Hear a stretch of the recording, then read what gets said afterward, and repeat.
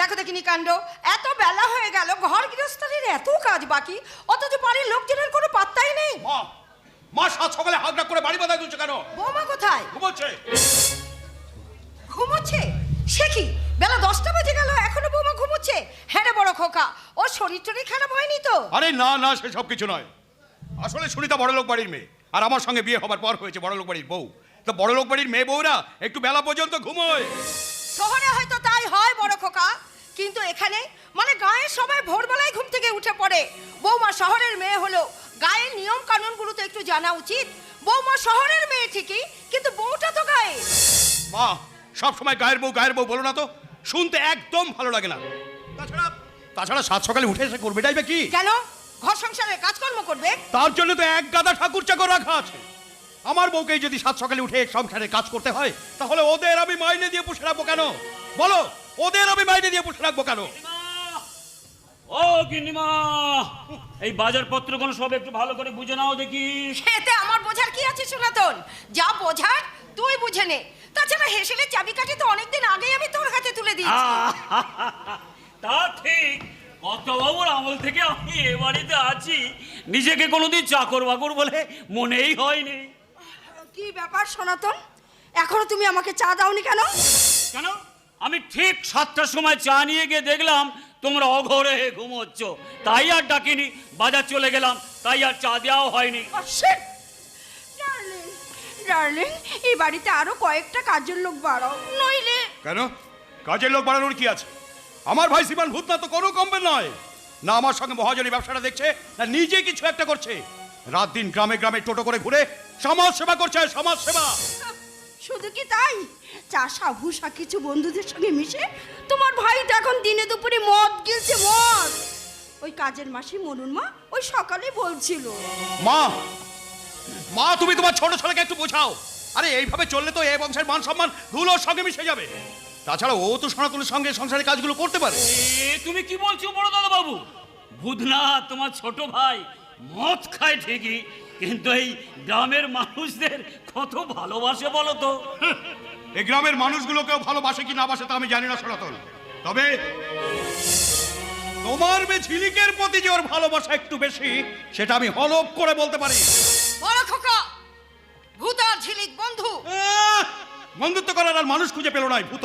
মহাজনী বংশের ছেলে হয়ে শেষে কিনা এই বাড়িতে কাজ করে একটা চাকরের মেয়ের সঙ্গে। বড় খোকা, ভুলে যেও না সনাতন তোমার চেয়ে বয়সে অনেক বড়, তাই তাকে সম্মান করতে না পারলেও অসম্মানটা করবে না। ছেড়ে দাও গিন্নিমা, ছেড়ে দাও। চিরটা কাল বড় লোকেরা মানে বড় বাবুর মতো মানুষরা আমাদের মতো গরিব খেটে খাওয়া মানুষদের অসম্মানিত করে গেছে। ব্যাস, সকাল সকাল নাটক শুরু হয়ে গেল। দেখো, আমি তোমাকে বলছি, প্রত্যেক দিন কিছু না কিছু নিয়ে এই ন্যাকামি আমি আর সহ্য করতে পারছি না। তাছে আমার বাবাকে গিয়ে বলি শহরে একটা ফ্ল্যাট কিনে দিতে। এই চলো আমরা শহরে চলে যাই।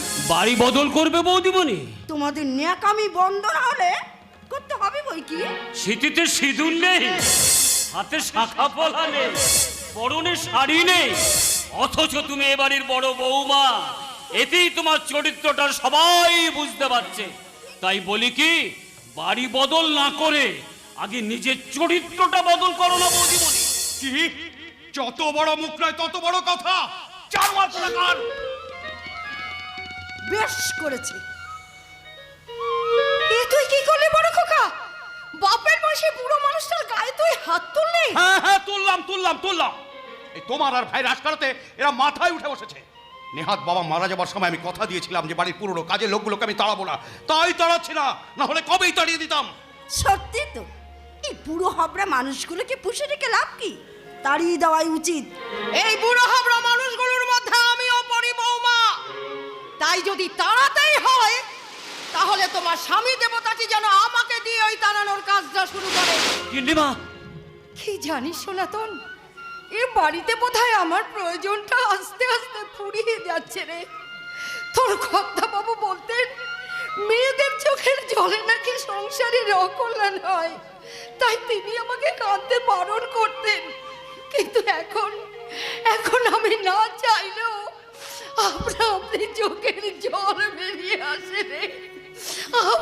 এমনি চোখের জল বেরিয়ে আসে। গিন্নিমা আমার গায়ে হাত তুলেছে বলে আমি কিছু মনে করিনি বড় দাদাবাবু, কিন্তু কিন্তু গিন্নিমায়ের চোখের জল আমি সহ্য করতে পারি না, আমি একদম সহ্য করতে পারি না গো। দাঁড়াও, তোমার কাছ থেকে কোনো জ্ঞান শোনার ইচ্ছা আমার এতটুকু নেই। শুধু তুমি আমার একটা কথা শুনে রাখো, তোমার মেয়ে ঝিলিকের বামন হয়ে চাঁদ ধরার ইচ্ছে হয়েছে, তাই আমার ভাইয়ের সঙ্গে মিশে এই বাড়ির ছোট বউ হতে চাইছে। পালন করো, পালন করো সনাতন, না হলে তোমার মেয়েকে আমি। চাঁদটা তো তোমাদের আকাশেই আছে বড় দাদাবাবু। মানুষ এখন কষ্ট করে পয়সা খরচা করে চাঁদে যেতে চাইছে, তা হাতের কাছে চাঁদ পেলে মানুষ তো ধরার চেষ্টা করবেই। তাই বলি কি, আকাশের ওই চাঁদটাকে বলুন মাটিতে নেমে এসে যেন বস্তির বাড়িতে গড়াগড়ি না খায়, গড়াগড়ি না খায়, গড়াগড়ি না খায়।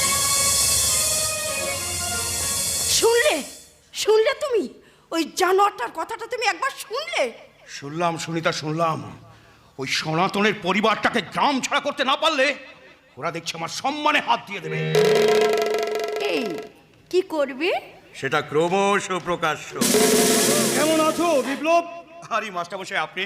বেশ কয়েকদিন ধরে আসবো আসবো ভাবছিলাম, স্কুলে পরীক্ষা চলছিল তাই আসা হয়নি।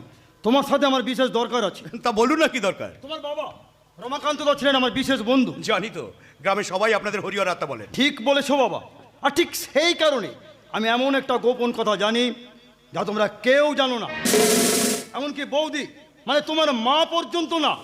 সে কি কি এমন গোপন কথা যা আমরা কেউ জানি না? বলবো বলবো উমা বলবো, আজকে বলার সময় এসেছেন তাই তো এলাম। বাবা বিপ্লব, তোমার ভাই ভূতর তো বিয়ের সময় হলো, বিয়েটা দিচ্ছ কবে? কি ব্যাপার মাস্টারমশাই, আপনি হঠাৎ ভূতর বিয়ে নিয়ে কথা বলছেন? নিশ্চয় তার কোনো কারণ আছে। তোমার বাবা মারা যাওয়ার আগে এটা উইল করে সেটা আমার কাছে রাখে, আমাকে বলেছিল ভূতর বিয়ের সময় হলে আমি যেন সেই উইলের কথাটা তোমাদের বলি। কই, আমি তো কোনো উইলের কথা জানি না। বললাম তো, এতদিন কেউ জানতো না, কিন্তু আজ আজ সবাই জানবে।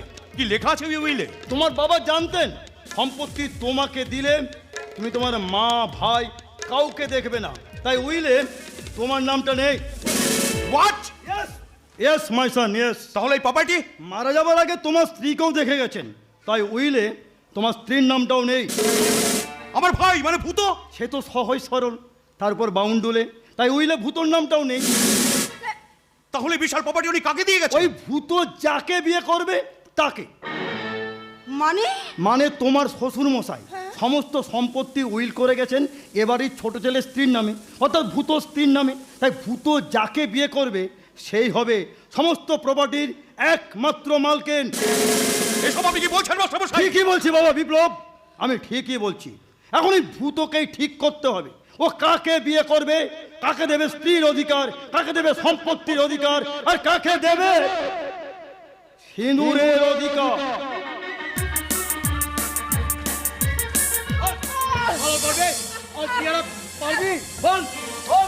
কাজটা কিন্তু তুমি ঠিক করছো না, আমার দিদি জানতে পারলে। কি করবে? মারবে নাকি? তোর দিদির দৌড়াতে ঠেলায় এই গ্রাম শুধু লোকের নাবিশ্বাস উঠেছে। দাঁড়া, ওই বিপ্লব বাবুকে বলে তোদের গ্রাম থেকে তাড়াবাই বলে রাখলাম। সামান্য কয়েকটা পেয়ারা চুরি করছি বলে তুমি আমাদের গ্রাম থেকে তাড়াবে? গ্রাম থেকে তাড়াবো বললেই হলো, এই গ্রাম আমাদের গ্রাম। ও ডিসগাস্টিং ড্যাডি, এ তুমি আমাকে কোথায় নিয়ে এলে? আমি তখনই তোমাকে রিপিটেডলি বললাম তুমি যাচ্ছ যাও, আমাকে নিয়ে যেও না, আমি আমেরিকাতেই থাকি। But you don't hear me daddy, তুমি আমার কোনো কথাই শুনলে না। আরে তা আবার হয় নাকি রে? এতদিন তুই বিদেশে মানে ইউএসএ ছিলি ঠিকই, কিন্তু সঙ্গে আমিও ছিলাম। আর আজ আমি ইন্ডিয়াতে আসবো আর তোকে নিয়ে আসবো না, তা কখনো হয়? তাই তো তোকে সাথে নিয়ে চলে এলাম। বলছিলাম আপনারা কে? আগে তো দেখিনি। না না, দেখবেন কি করে? আসলে আমার জন্ম হয়েছিল হরিদেবপুর গ্রামে, তারপর ক্লাস 5 পর্যন্ত এখানে লেখাপড়ার পর বাবার সাথে চলে যাই কলকাতায়, তারপর সেখান থেকে চলে যাই বিদেশে মানে ইউএসএ। তা হঠাৎ গায়ে ফিরে এলেন, কোনো দরকার আছে বুঝি? না না, সেরকম কিছু নয়। আসলে একটা কাজে আমাকে ইন্ডিয়াতে আসতে হয়েছিল, আর কলকাতাতে আমরা একটা হোটেলেও আছি। হঠাৎ জন্মভূমির কথা মনে পড়ে গেল, তাই তো মেয়েকে সাথে নিয়ে সোজা এই হরিদেবপুর গ্রামে ঘুরতে চলে এলাম। বুলশিট ড্যাডি, এই ঘোড়ার প্লেস পেলে না তুমি?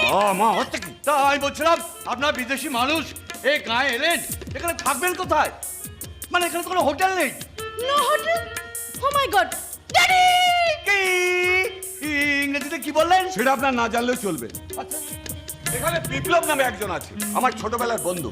ওর বাবার নাম রমাকান্ত মুখার্জি। ওর বাড়িটা কোন দিকে বলতে পারেন? বিপ্লব বাবু, আর আমি তো ওনার কাছে কাজ করি, ওই মহাজনী বিলাতে থাকি। সেই ছোট সময় গ্রাম ছেড়ে চলে গেছি তো, তাই ঠিক চিনতে পারছি না। আর বিপ্লবের কোনো ফোন নাম্বার নেই, তাই ওকে জানাতেও পারছি না। তাই বলতে পারেন দুম করেই চলে এলাম। তা ভালো, গায়ে নতুন অতিথি এসেছে। এক্সকিউজ মি, ইউ, তা আপনি ওকে মারছিলেন কেন? ও বেটা মহাবদমাস, আমার বাগানে ঢুকে পেয়ারা চুরি করেছিল। চুরি করেছিল? ও মাই গড! আরে আমাদের বিদেশে ওখানে চুরি করলে তো হাতটাই কেটে দেয়া হয়, এন্ড ইউ অনলি লাঠি দিয়ে, তাও আবার স্টপ হয়ে গেলেন। মারুন, আরো মারুন। তোর আরে কাছে চুরি মেরেই বলে ফেলবো। কথা। না না না না, না, হারামজাদা, বল, বল, বল। দিদি, জয় মা ভবানী। ওঠ দিদি, ওঠ ভাই ওঠ, তোর আর কোনো চিন্তা নেই, আমি এসে গেছি। এবার ও দেখবে ঝিলিকের ঝলকানি আর খাবে বেদরাক কেলানি। এলে, তুই কাজটা ঠিক করছিস না। তোর ভাই আমার বাগানে ঢুকে পেয়ারা চুরি করেছে। আমি কোনো অন্যায় করি না আর অন্যায়কে প্রশ্রয় দিই না। ভাই তুই কটা পেয়ারা চুরি করেছিস? তিনটে দিদি। আর ও তোকে কঘা মেরেছে? তা গুনিনি 20-25 গাতো হবি। ফেরত দে পেয়ারাগুলো, এক্ষুনি ফেরত দে। এই নে। কি রে, কি রে শালা, তুই তোর পেয়ারাগুলো ফেরত পেয়ে গেছিস? এবার তুই আমার ভাইকে যে কঘা মেরেছিস সেগুলো ফেরত নে। মানে মানে আরে এই সহজ কথাটা সহজভাবে বুঝতে পারলি না? এই তো এখানে দুজন মানুষ দাঁড়িয়ে আছে, দেখে তো শহুরে শিক্ষিত বলেই মনে হচ্ছে।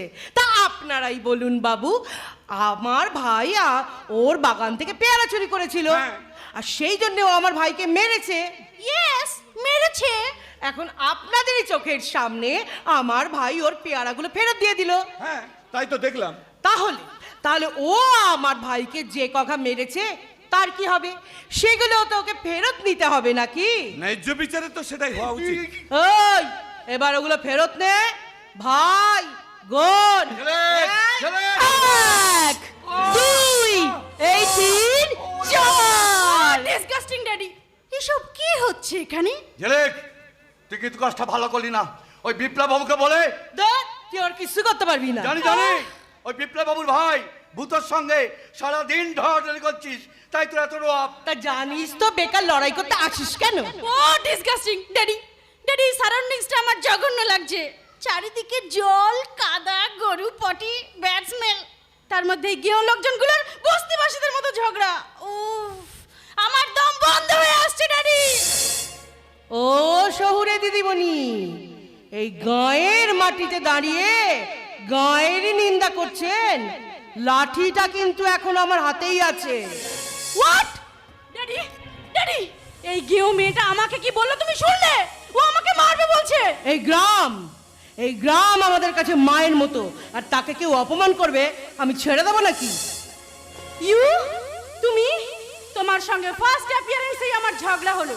ওই মারা তো দূরের কথা, আজ পর্যন্ত কেউ আমাকে ওই মারবো কথাটা বলারও সাহস করেনি। বাট ইউ, তুমি করলে। ও তার মানে তো আপনি জানেন না লাঠির মার কেমন লাগে। দেবো নাকি বসিয়ে দুগা?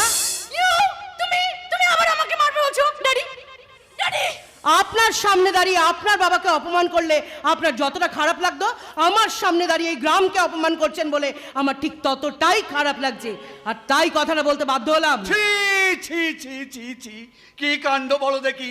গায়ে নতুন অতিথি এলো আর তুই প্রথম দিনই। গোবরের গন্ধে যাদের দম বন্ধ হয়ে আসে তারা আর যাই হোক এ গায়ের অতিথি হতে পারে না। ড্যাডি, ড্যাডি, আমি বলছি তুমি এক্ষুনি এখান থেকে চলো। এখানে আমি আর এক মুহূর্ত থাকবো না। আরে দাঁড়া দাঁড়া, শহরের মেয়ে হইতে গ্রামের কাছে হেরে মাথা নত করে চলে যাবে, তা কখনো হয় না কেনে? আমার বন্ধু ওই বিপ্লবকে দিয়ে যতক্ষণ ওর আমি দিমাগ ভাঙতে পারছি ততক্ষণ এই গ্রাম ছেড়ে আমি এক পাও যাব না। Oh really daddy, you are so good. আরে দেখ না আমি কি করি। তা বামুন পাড়াটা কোন দিকে বলবি ভাই? ওই তো ওইদিকে চলুন, আমি আপনাকে নিয়ে যাচ্ছি। আসুন চল, আসুন। তাও মেয়ে তবে থাকো কোথায়? দক্ষিণ পাড়ায়। কাউকে গিয়ে জিজ্ঞেস করবেন, আমাদের বাড়িটা দেখিয়ে দেবে। হ্যাঁ, নামটা কিন্তু মনে রাখবেন, ঝিলিক।